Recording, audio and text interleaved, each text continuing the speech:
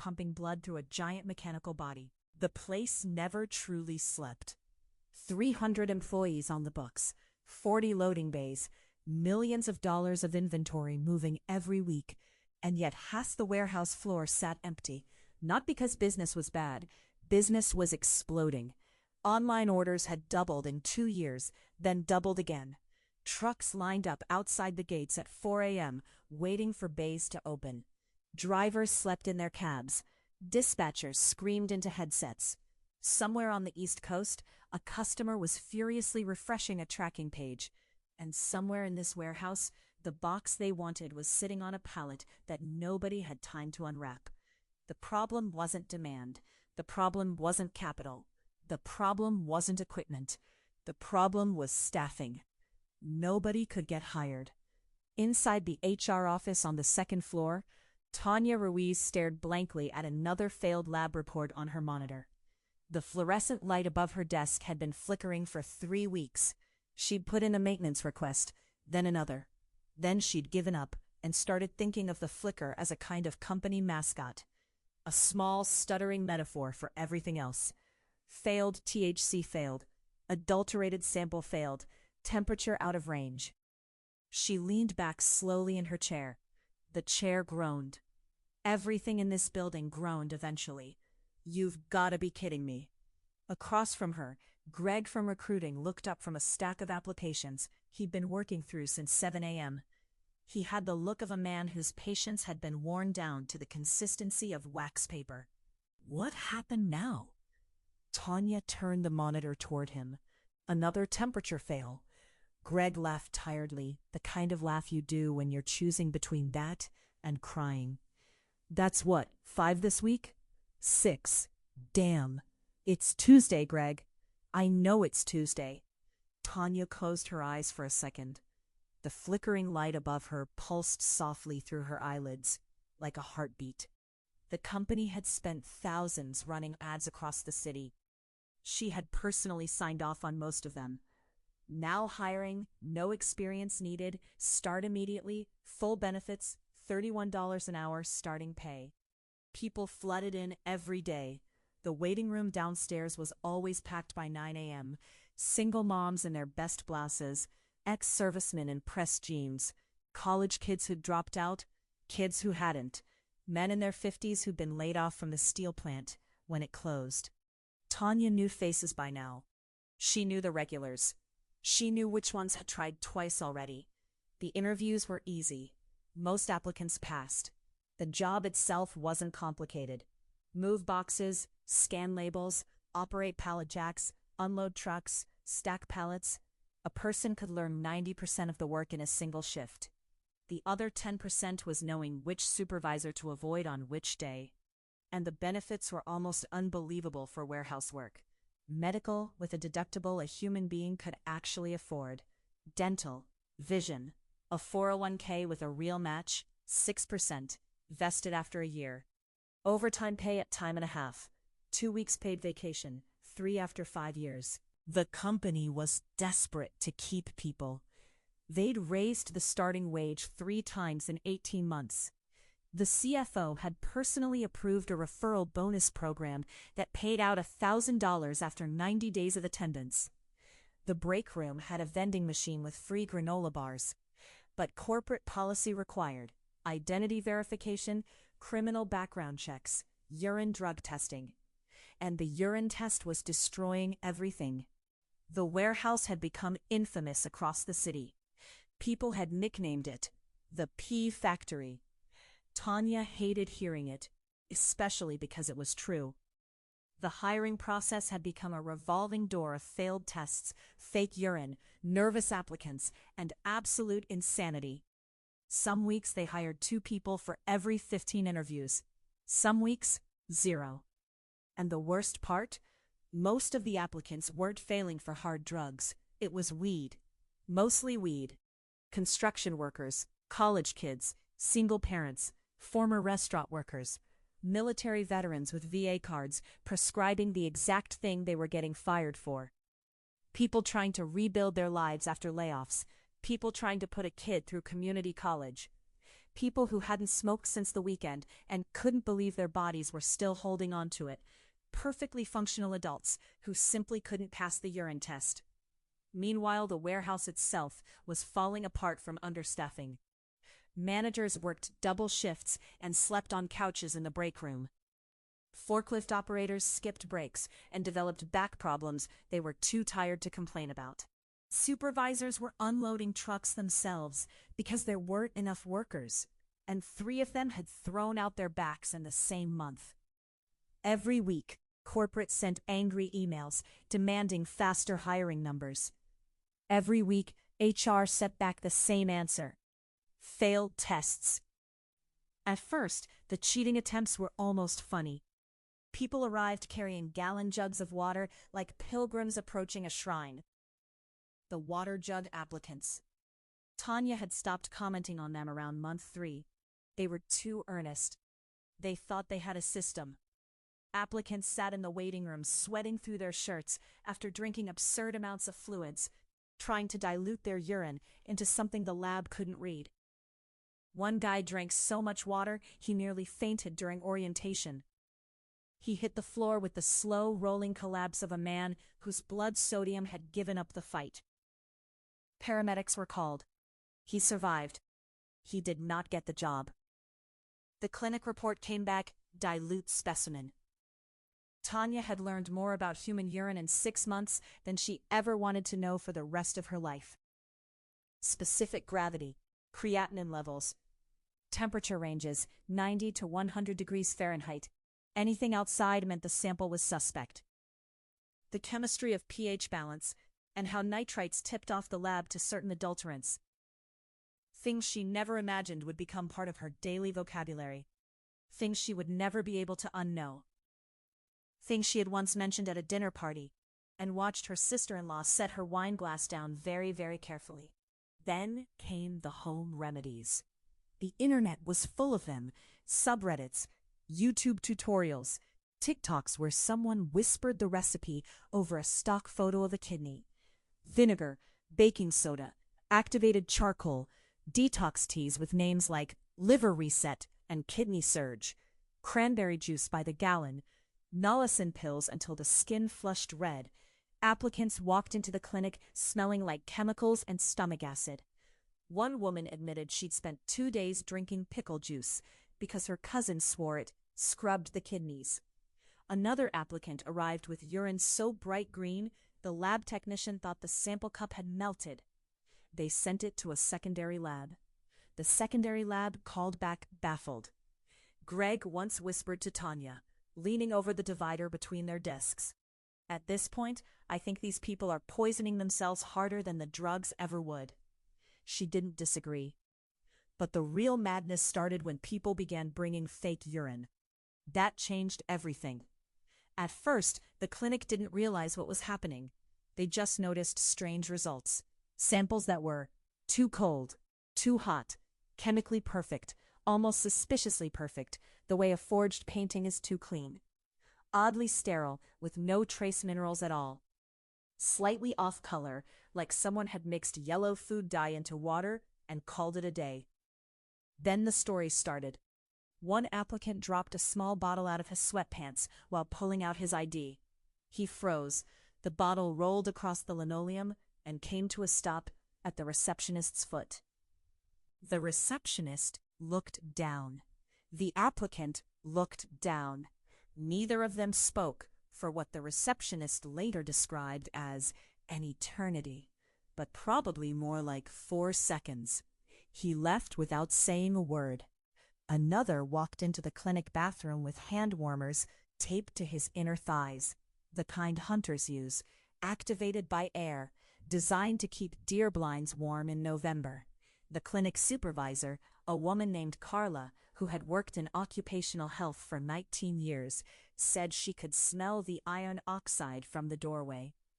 One man had hidden synthetic urine inside a thermos labeled chicken soup.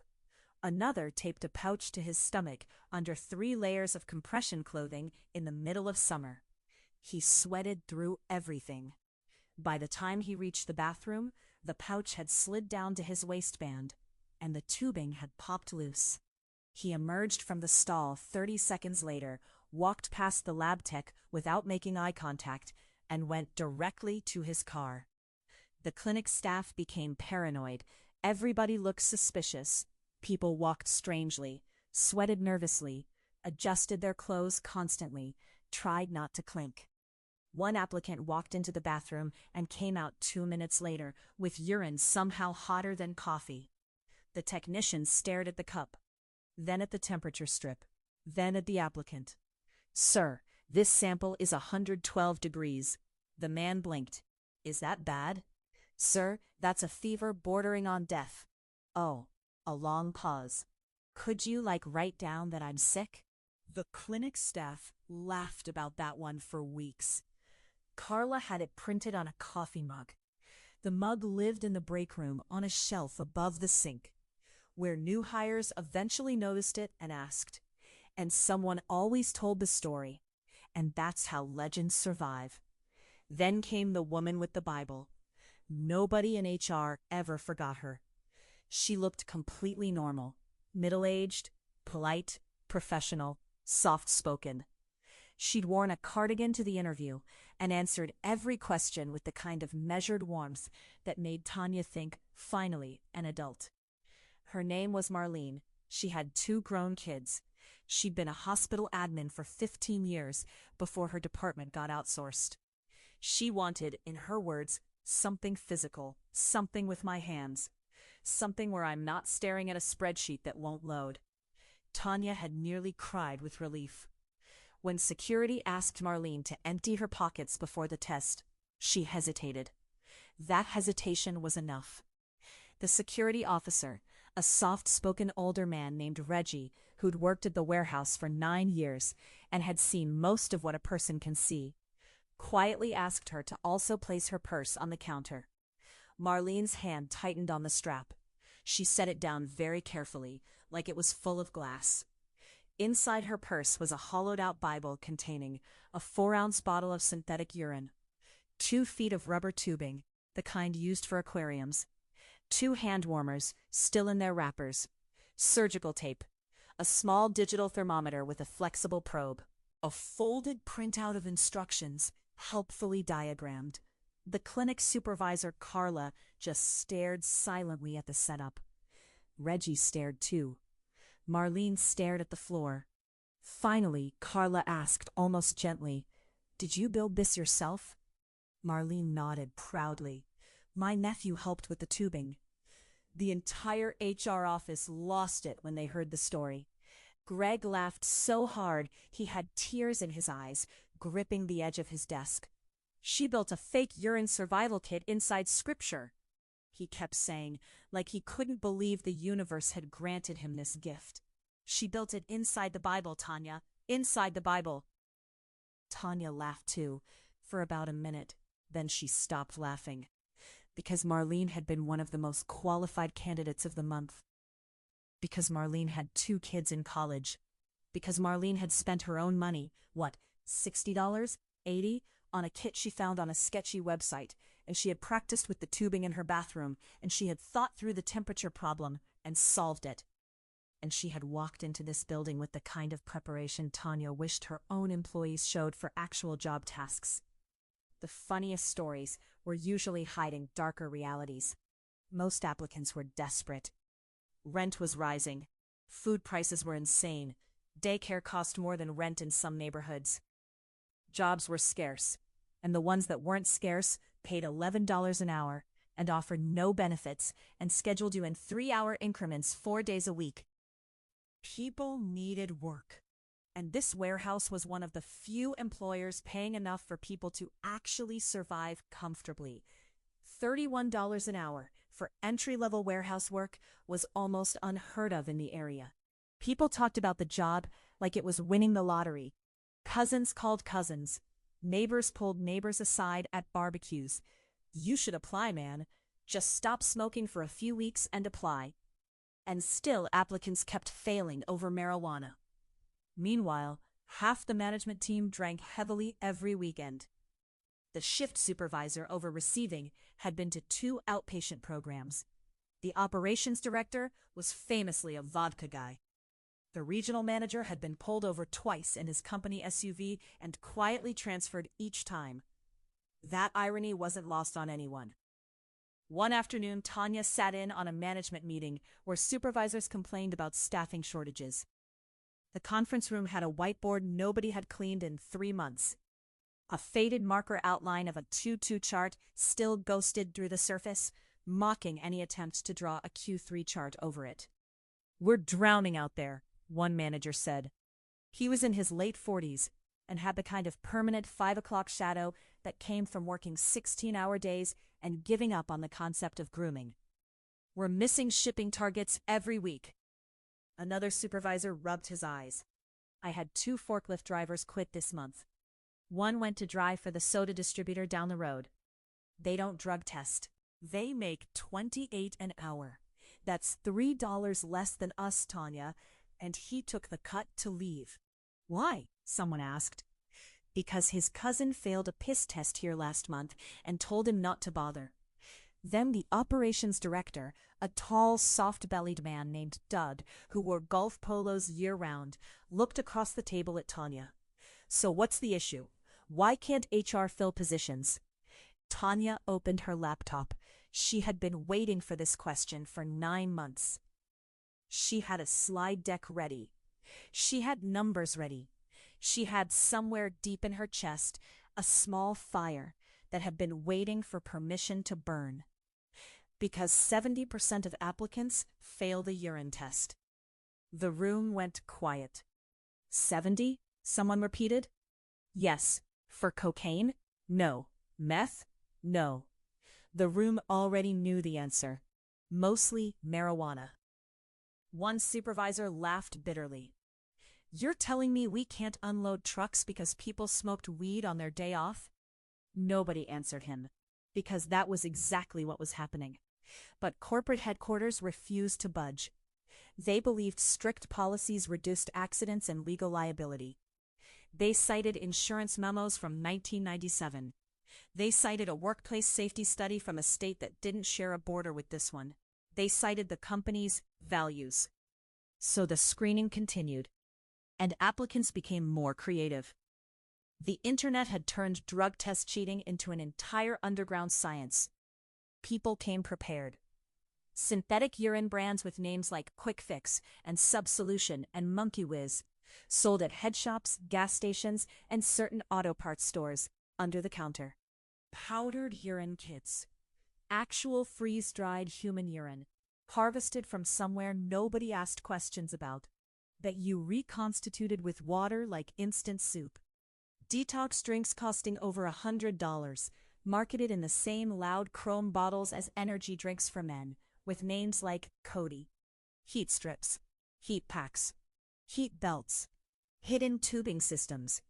Prosthetic devices marketed for novelty purposes only, with reviews that said things like "passed my probation." 5 stars. One applicant wore 2 pairs of underwear with a hidden pocket sewn into the lining. The pocket was lined with thermal foil. He had clearly put thought into this. Another attached a tiny bottle to his calf with athletic tape. Someone else hid urine inside a shampoo bottle. He'd actually emptied a real bottle of Pantene and refilled it. He brought it in a clear plastic bag like he was going through airport security. The lab tech asked why he had shampoo. He said he liked to wash his hands after the test. The lab tech, a man named Hector, who had genuinely seen everything, simply nodded and made a note.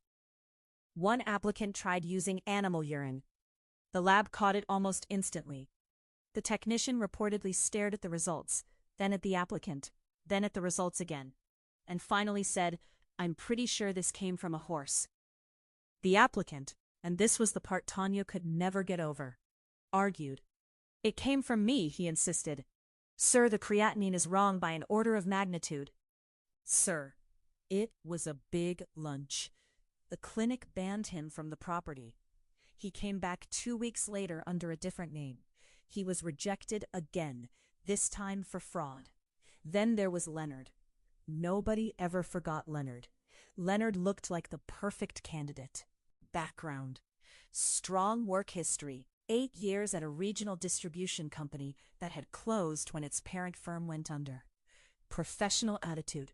He showed up to the interview 10 minutes early in pressed khakis and a button-down shirt that he had clearly ironed himself that morning. He aced the interview. Even Tanya liked him immediately. He shook hands firmly, made eye contact, answered every question perfectly. He talked about his kids, 2 girls, 8 and 11, without making it weird, just woven into the answers, the way real parents do. He talked about his last job ending with sadness, but not bitterness. He talked about wanting to be on his feet again. Greg whispered afterward, "This guy's getting hired." Tanya nodded. Finally. Then Leonard went for the urine test. 10 minutes later, chaos erupted in the clinic hallway. A plastic bag hidden inside Leonard's hoodie had burst. It hadn't burst quietly. It hadn't burst discreetly. It had burst the way a water balloon bursts when a child throws it at a brick wall. Loud, total, and committed. Human urine spilled down his clothes and onto the clinic floor in a rapidly expanding puddle that no one moved to contain, because no one had a plan for this. The smell spread instantly. People began gagging. One receptionist actually ran outside, where she stood in the parking lot for a full 10 minutes with her hands on her knees, taking deep breaths. 2 other applicants in the waiting room got up and silently walked out the front door. Leonard stood frozen in absolute humiliation while urine dripped onto his shoes. He did not move. He did not speak. He did not flee. He simply stood there in a slowly spreading puddle, in his pressed khakis and his ironed button-down, with his head slightly bowed, as though he were taking a moment of silence. Nobody said anything. Finally, Leonard quietly asked, "Can I still apply again later?" The clinic supervisor nearly choked, trying not to laugh. Carla, who in 19 years had not lost composure once, had to walk into the back room and close the door. From the hallway, you could hear her shoulders shaking. Back at the warehouse, the incident became legendary. Employees referred to it only as the explosion. Months later, people still joked about it. "Don't pull a Leonard, man." It became a verb. You're about to Leonard yourself out of a paycheck. But Tanya stopped laughing after a while, because every ridiculous story pointed to the same reality. People were desperate enough to humiliate themselves for a warehouse job paying $31 an hour plus overtime. Leonard had 2 daughters. That bothered her more than the fake urine itself. It bothered her in a way she couldn't quite name. It sat in her chest at night when she was trying to sleep, this image of a grown man standing very still in a puddle of his own urine, asking with quiet dignity if he could try again. Then the accidents started. Not drug-related accidents, exhaustion accidents. The kind that happen when human beings are pushed past the line where their bodies can keep their attention sharp. The kind OSHA writes reports about and then files away. Overworked employees, mandatory overtime that wasn't really mandatory, but was in practice mandatory. Burned out supervisors covering shifts they had no business covering. One forklift clipped a shelving unit after the driver worked 16 straight hours. The whole rack swayed. 3 pallets of boxed appliances came down in a slow-motion cascade that miraculously hit no one. A safety inspector arrived 2 days later. He took photos. He shook his head. He left. Another employee collapsed from heat exhaustion during a double shift in August. She was 46 years old. She had told her supervisor she felt dizzy. The supervisor had nodded sympathetically and asked her to please finish the bay. She did finish the bay. Then she sat down on a pallet and didn't get up. Paramedics arrived in 8 minutes. A receiving clerk fractured a wrist when a hand truck loaded too high tipped over. The clerk had been working alone because his partner had quit 2 weeks earlier and not been replaced. Orders shipped late constantly. Customers complained on social media. The brand team sent panicked emails. Executives panicked. Corporate finally sent 2 vice presidents to investigate. The executives arrived wearing expensive shoes completely unsuited for warehouse floors. One of them was a man named Bradley. Tanya disliked him within 90 seconds of meeting him, which she felt slightly bad about, until he opened his mouth a second time, and she stopped feeling bad. Tanya walked them through the operation. Half-empty stations, overworked crews, managers unloading trucks themselves, a forklift driver they passed who had visibly fallen asleep standing up against a support column for about 3 seconds, and then snapped awake and continued working. One executive, not Bradley, the other one, a woman named Priya who was watching everything carefully and saying very little, frowned. "Why are staffing levels this low?" Greg answered bluntly before Tanya could soften it. "Because nobody can pass the piss test." The executive blinked. "The what?" "The urine screening." Bradley looked annoyed. "Well, obviously we can't hire drug users." Greg crossed his arms. He'd been at this company 11 years. He had a kid in middle school. He was not afraid of Bradley.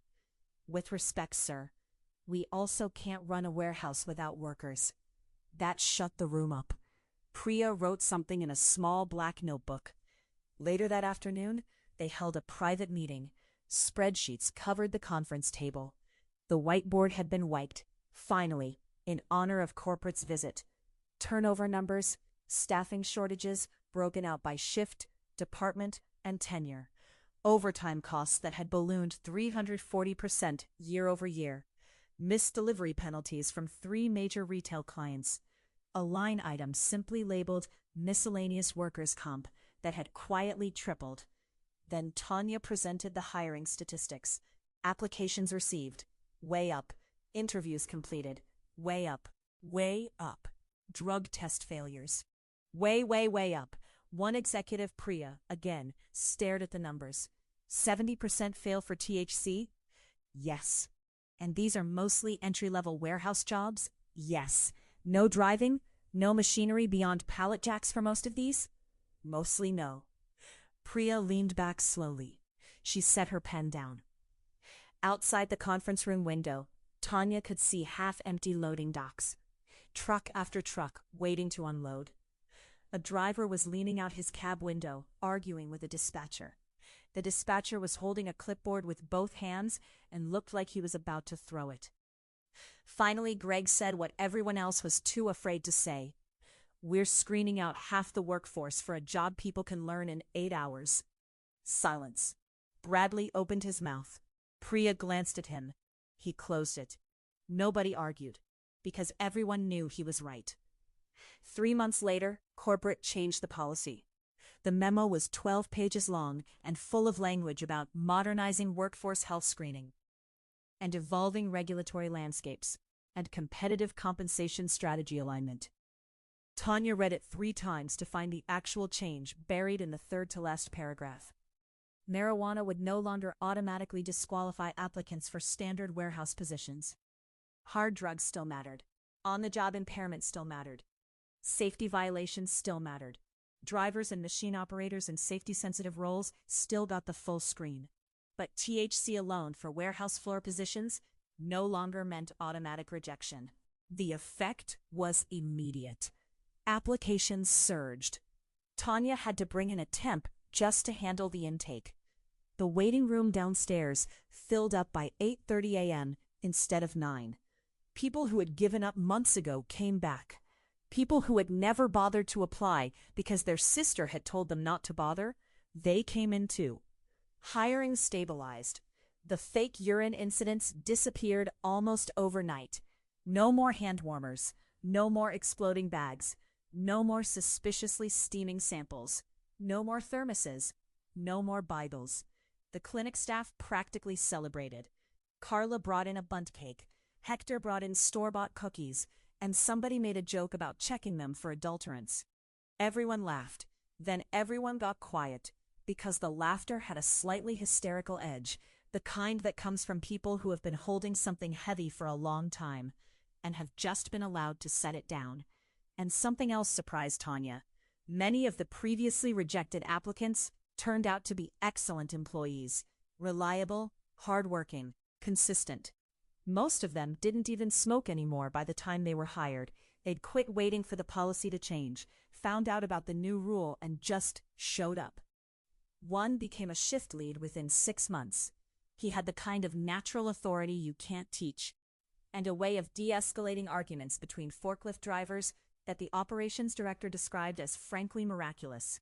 Another, a woman in her 30s who'd failed twice in the old regime, trained new hires. She had a binder. The binder had tabs. The tabs were color-coded.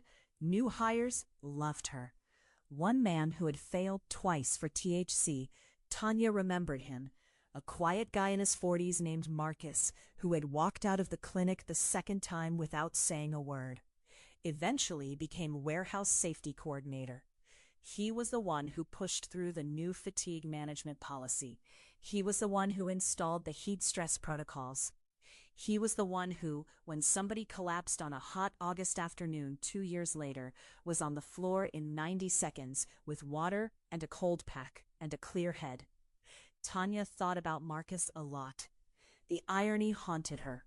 For years, the company had nearly destroyed its own workforce over a screening policy that had little connection to actual job performance. They had turned away the man who would later save them from the very thing they were afraid of, twice, because of a substance he used on his own time, and that had nothing to do with his ability to think clearly under pressure. Meanwhile, the truly dangerous thing inside the warehouse had never been marijuana. It had been exhaustion, desperation, understaffing, burnout. A culture that asked overworked supervisors to push collapsing employees through one more hour. A policy that confused the appearance of safety with the substance of it. As Tanya walked the warehouse floor months later, finally seeing fully staffed loading bays again, she stopped near Bay 14. A truck was unloading. 4 people were on the bay. 2 were pulling pallets. 1 was scanning. 1 was directing the forklift. Nobody was sweating like they were about to faint. Nobody was on their second double in a row. Nobody was alone. She watched them for a few minutes. She thought about Marlene, who she'd never seen again. She hoped Marlene had found something. She had a feeling Marlene had. She thought about Leonard. Leonard, weirdly, had come back.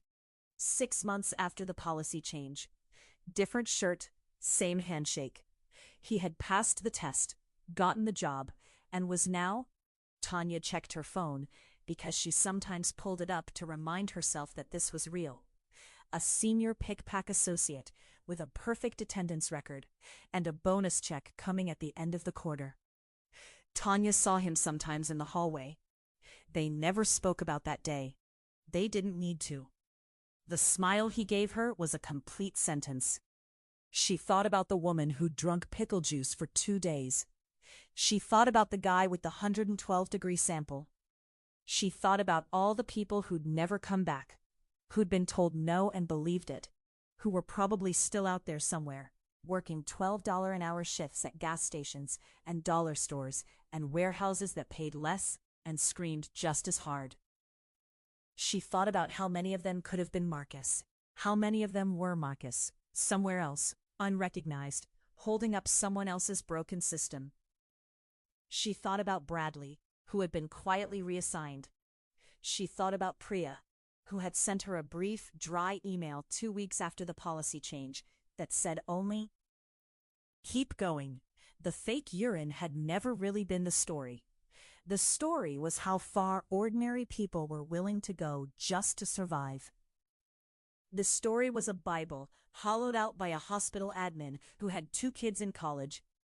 The story was a man standing perfectly still in a puddle of his own urine, asking, with the last shred of his dignity, if he could try again. The story was a forklift driver who fell asleep standing up because the system had decided his coworker, perfectly capable, perfectly willing, wasn't allowed to help him. The story was that the company had spent years protecting itself from the wrong threat. Tanya watched Bay 14 for another minute. The fluorescent light above the dock was steady. Somebody had finally fixed it. Then she turned and walked back to the second floor, where her flickering office light still pulsed like a small, stuttering metaphor. And she sat down, and she got back to work. Thanks for listening. If you enjoyed this story, please follow the page.